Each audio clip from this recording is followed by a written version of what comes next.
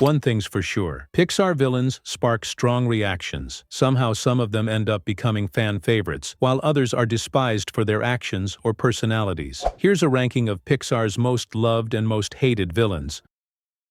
Starting with one who, despite being the very embodiment of betrayal, managed to captivate the admiration and fascination of countless fans, Ernesto de la Cruz from Coco. This charismatic musician isn't your typical villain. He represents success at any cost. He's an icon meant to inspire, but behind his shining image lies a dark secret. His presence is felt from the very beginning, in a grand, larger-than-life way. Through the endless VHS tapes young Miguel watches, Ernesto is introduced as a legend, a man who tells his fans to seize your moment. His words echo like gospel to the boy, who dreams of following in his footsteps.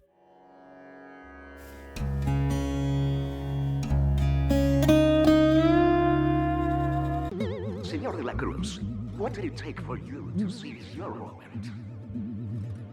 I had to have faith in my dream.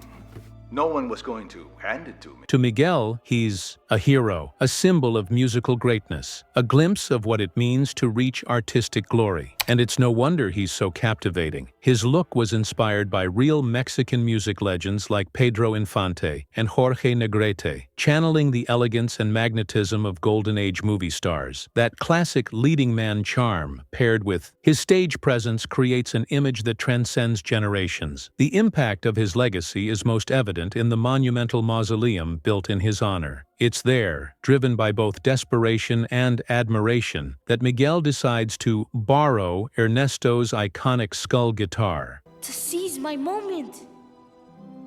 So, if it's alright with you, I'm gonna play in the plaza, just like you did. The place isn't just a tomb, it's a shrine to a legend. Every detail reinforces the idea that Ernesto was a man worthy of worship. The statue in the plaza, the posters everywhere. It all paints a picture of a near-divine figure. I still remember watching this movie for the first time back in school. Even knowing something felt off, it was impossible not to be swept away by his charisma. Later, in the land of the dead, Miguel finally comes face to face with his idol. In his luxurious mansion, Ernesto greets him with the confidence and warmth only a star of his caliber could have. He hugs him, celebrates him, and for a brief moment, Miguel's fantasy becomes real. He's standing before his hero, his long-lost relative. The scene is warm and comforting, but it carries a subtle tension, the calm before the storm. And this is where Ernesto's genius as a villain truly shines, in one of the most impactful plot twists in animation, rivaling the likes of Sosuke, Aizen from Bleach, or Lucius Zogratis from Black Clover. Characters who build a facade of kindness to hide their true motives. The revelation that Ernesto not only stole his friend Hector's songs, but also poisoned him to secure his own fame, is brutal. The phrase, "seize your moment," suddenly takes on a chilling new meaning. And Hector was my best friend. Success doesn't come for free, Miguel. You have to be willing to do whatever it takes to seize your moment. The final confrontation takes place during his grand concert in the land of the dead. The truth is revealed for all to see, and Ernesto's carefully crafted reputation crumbles in real time. His desperate attempts to keep up the lie, his rage, and complete lack of remorse expose his true nature, and his literal fall, crushed by a giant bell, serves as the perfect metaphor for his moral collapse.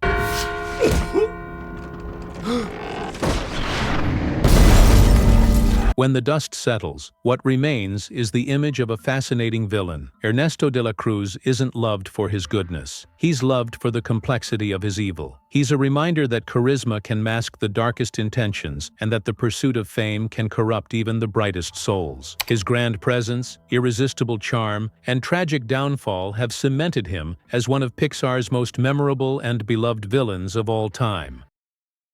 But while Ernesto de la Cruz is loved for his complexity, Chef Skinner doesn't get the same treatment. Skinner is easily one of Pixar's most despised villains. Over time, he's become one of the most hated characters among fans, and it's not hard to see why. He's the embodiment of greed and mediocrity, a shadow of everything Chef Gusteau once stood for. His obsession with turning the art of cooking into a line of cheap frozen dinners already puts him in direct opposition to the movie's core message: anyone can cook. Chef Gusteau's cookbook. Anyone can cook climbed to the top of the bestseller list.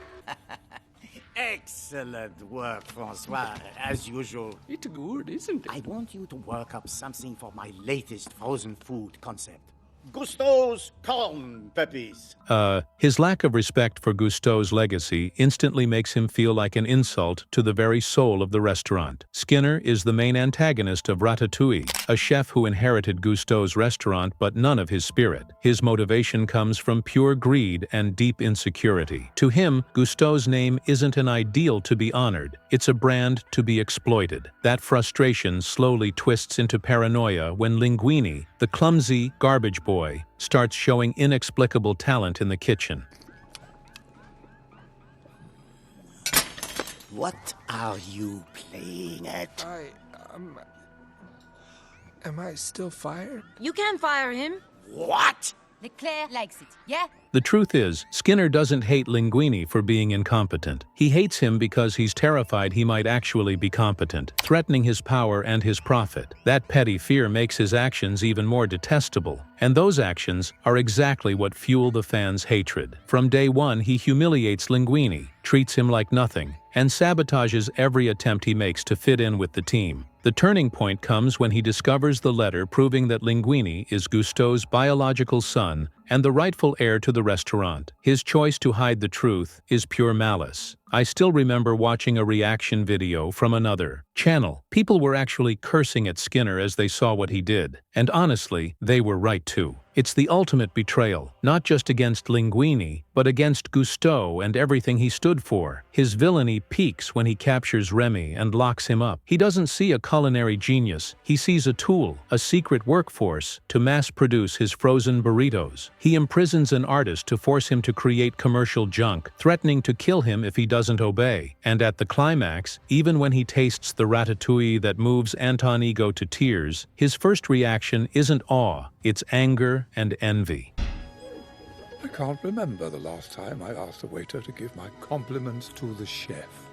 After his downfall, when he's finally caught by the health inspectors, there's no sympathy, just justice. Skinner represents the frustration of seeing true art corrupted by greed. He's an antagonist consumed by his own insecurities and ambition, which is exactly why he's earned his place as one of Pixar's most hated villains.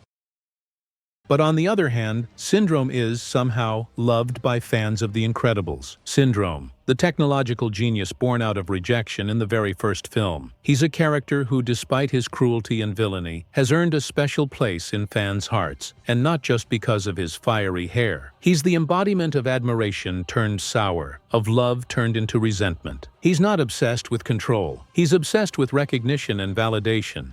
I am your biggest fan. Buddy? My name is not Buddy!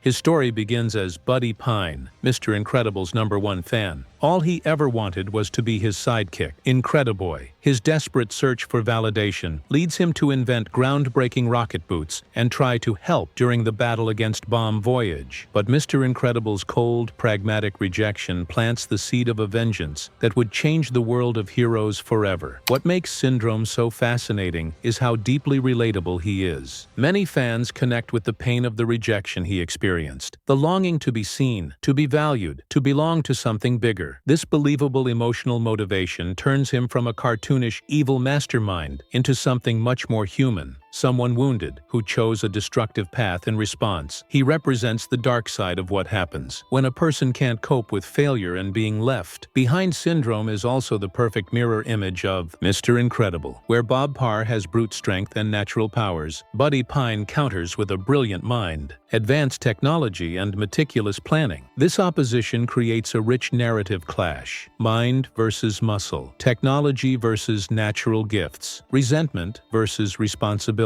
He proves you don't have to be born special to become powerful, an idea that resonates with audiences who see themselves as ordinary. His Operation Kronos is a masterstroke of megalomania. He doesn't just want to eliminate individual heroes, he wants to rewrite the entire concept of heroism itself.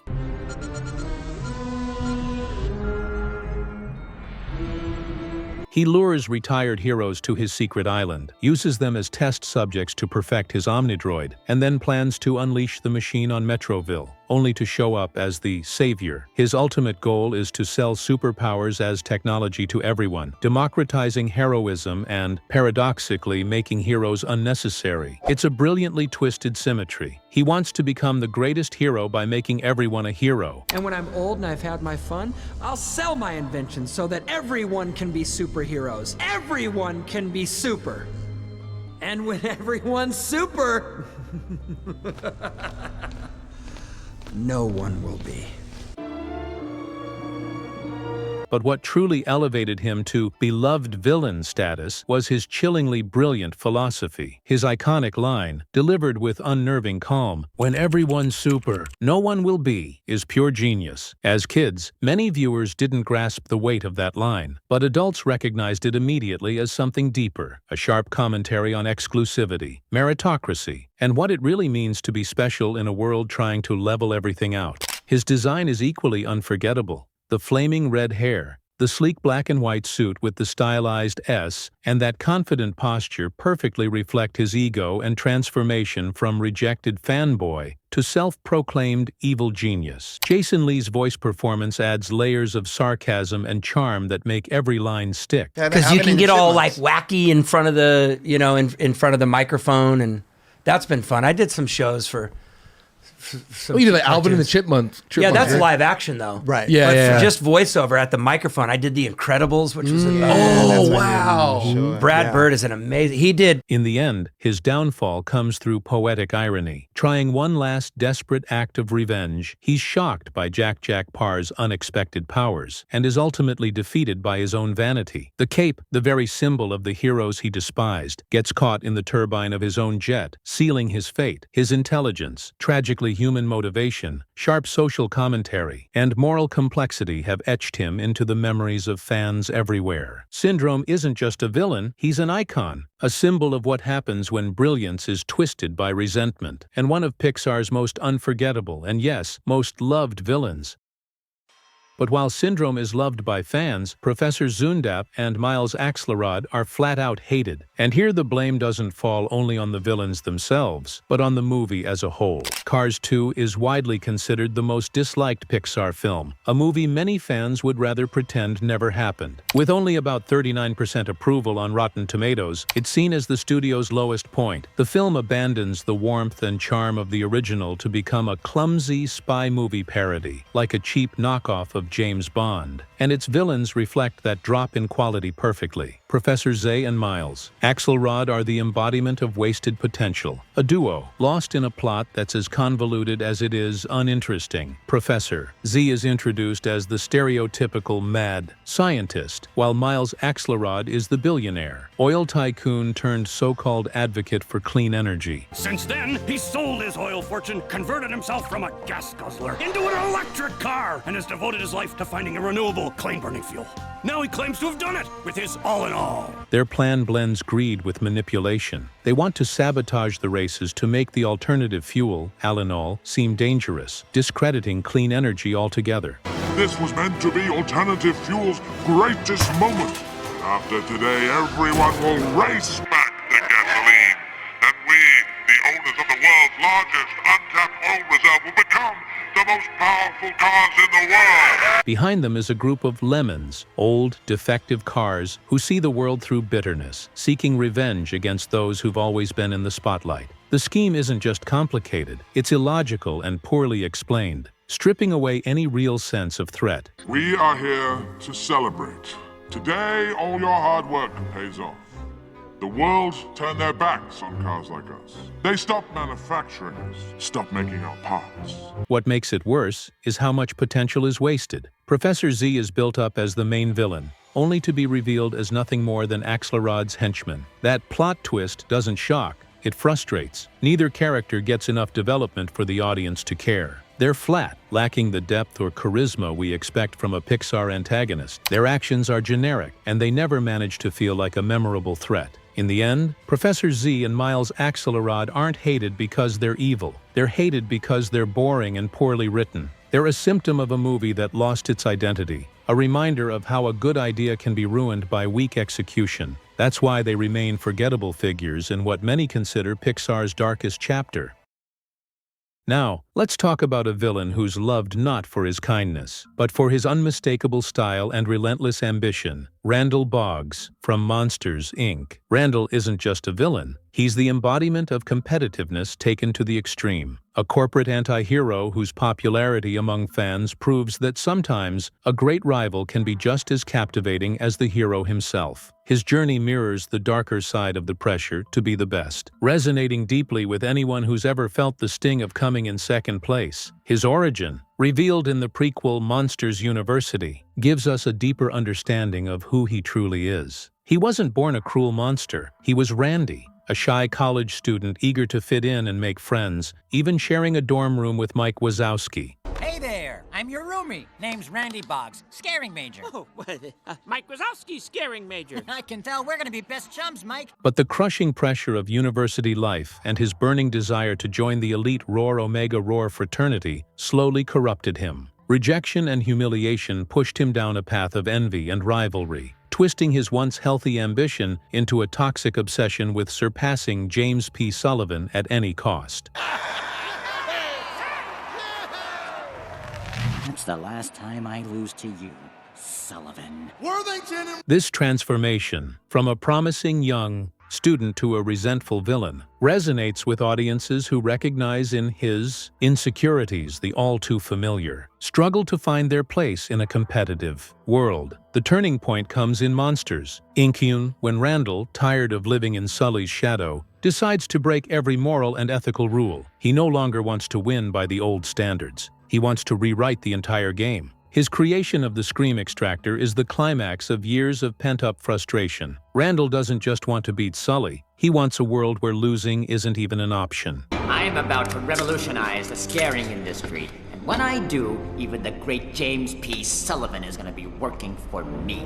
Well, This moral collapse defines him, revealing a monster who's willing to kidnap children and betray his co-workers just to finally claim the top spot. And this is where Randall's true complexity shines. He's methodical, intelligent, and calculated, but also painfully human in his motivations. His actions are terrible, but his reasoning is tragically relatable. He just wants to be the best. The film forces us to confront an uncomfortable truth, that the line between ambition and villainy can be dangerously thin. Randall isn't some mindless monster driven by pure evil. He's a brilliant strategist, trying to outsmart a system that's never favored him. His invisibility and reptilian agility aren't just cool visual tricks. They reflect his sneaky, shadowy nature, making him a genuinely threatening antagonist. This psychological depth, combined with his sharp sarcasm, undeniable charisma, and unique visual design, makes him unforgettable. Add to that his striking character design, blending reptilian traits with corporate coldness, and the flawless voice performance by Steve Buscemi, with that raspy, controlled disdain, and you have something special. Randall makes us reflect on the nature of competition and the real cost of success. He proves that a villain can be loved not for his cruelty, but for his complexity, his intelligence, and the dark mirror he holds up to our own unrealized ambitions. Randall Boggs is one of Pixar's most beloved and celebrated villains, not because we wanted him to win, but because we completely understand why he wanted to so desperately. From a complex and beloved villain like Randall Boggs, we move on to one who, despite his respectable appearance, became one of the most despised, Henry J. Waternoose III. This villain, with his authoritative posture and paternal demeanor, embodies betrayal and corruption, the kind that few fans can ever forgive. Waternoose is the CEO of Monsters, Inc., a figure of power who at first seems like a mentor to James P. Sullivan, genuinely concerned about the future of the company. His descent into villainy is driven by desperation, the energy crisis in Monstropolis, and the fear of watching his family legacy collapse. James, This company has been in my family for 3 generations. I would do anything to keep it from going under. Well, so would I, sir. He convinces himself that the ends justify the means, a dangerous belief that leads him down a monstrous path, but it's how he responds to that crisis that makes him so loathed. He doesn't just support Randall's plan to kidnap children and use the scream extractor, he embraces it with chilling calm. His mask of a benevolent leader shatters the moment he reveals his true nature, even going so far as to exile his best employees to keep his dark secret buried.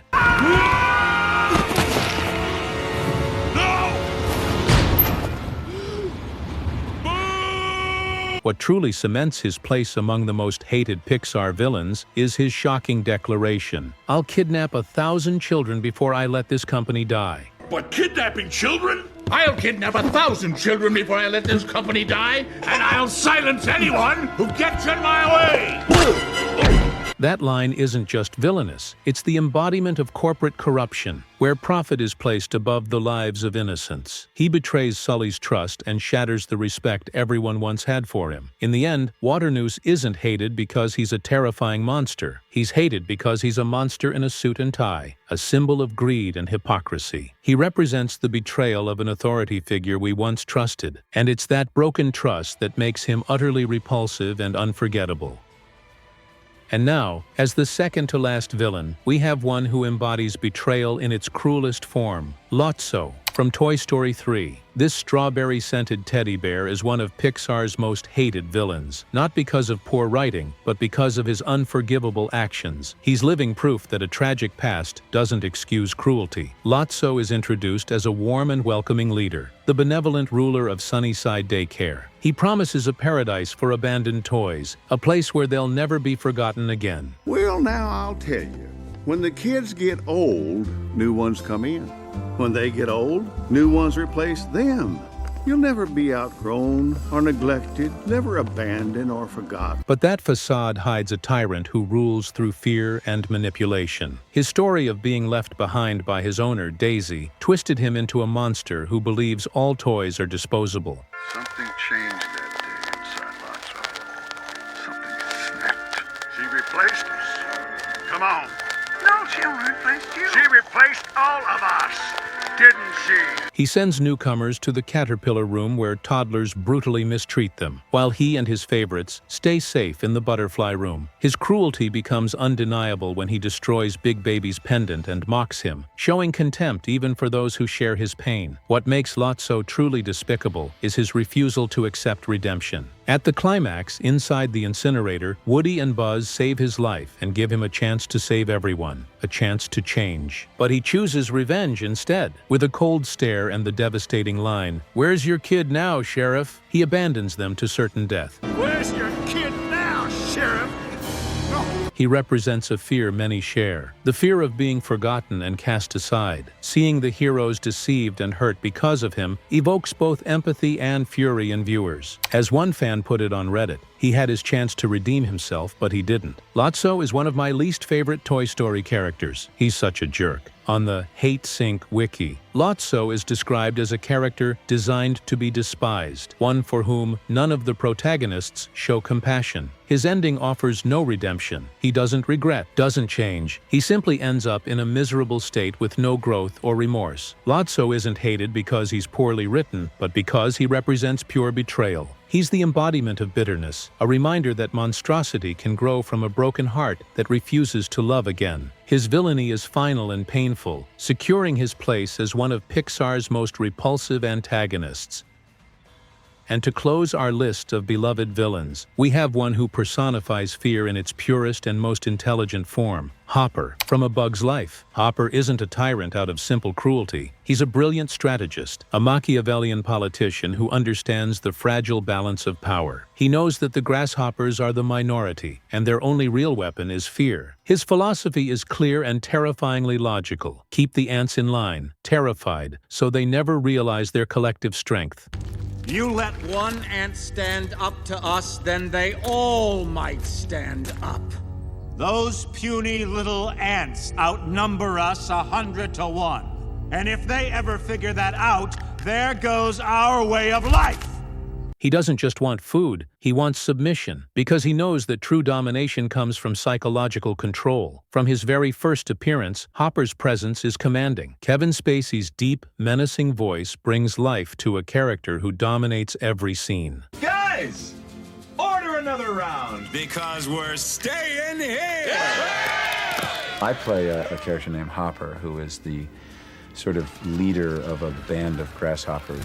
The moment he beats Flick in front of the entire colony isn't just gratuitous violence, it's a calculated lesson, a display of power meant to crush any spark of hope. His intimidation feels raw and visceral. When he snaps his fingers to summon Thumper, as one fan on Tumblr noted, that moment shows just how cruel and cold he really is. His speech about one ant standing up to them remains one of Pixar's most chilling and well-written monologues. With terrifying calm, he explains to his fellow grasshoppers that a single ant isn't a threat, but if they all stand together, the game is over. It's a masterclass in the psychology of oppression. What makes Hopper so beloved by fans is his unapologetic, disturbingly realistic villainy. It's rare to see a children's movie villain this openly cruel, especially in a Pixar film. Hopper breaks that mold without becoming cartoonish or fake. He represents oppression, institutionalized fear, and exploitation in their rawest forms. Even within a family film, he provokes deep reflection on what keeps people submissive, and how fear maintains control over the masses. As one fan wrote on Pixar Planet, his lack of a backstory is what makes him so terrifying. He will never stop, and he has nothing to lose. It's no surprise another user simply said, "He's my favorite Pixar villain." Visually, his design reinforces his character: a hardened exoskeleton, a damaged eye, a scar from a past encounter with a bird, giving him the look of a battle-worn veteran. Yet there are fascinating layers of complexity beneath his brutality. He keeps a promise to his dying mother not to kill his incompetent brother Molt, and he's paralyzed by a genuine, almost tragic fear of birds. That fear, his one true weakness, humanizes him while adding ironic depth, foreshadowing his fate. As one Reddit user commented, "I actually felt bad for Hopper when he was eaten alive by the birds. His death felt a little extreme. His end is a masterpiece of poetic justice and powerful symbolism." Blinded by arrogance and convinced that everything is a trick, he chases Flick straight into a real bird's nest. His disbelief, his scream as he's seized by the bird, make for one of Pixar's most shocking and unforgettable moments. The terror in his one good eye, when he finally realizes the bird is real, hungry, and not a trick, is deeply satisfying and haunting. The master of fear is ultimately consumed by the very thing he feared most. Hopper perfectly encapsulates the film's central theme. Those in power exploit the powerless, until the oppressed recognize their own strength.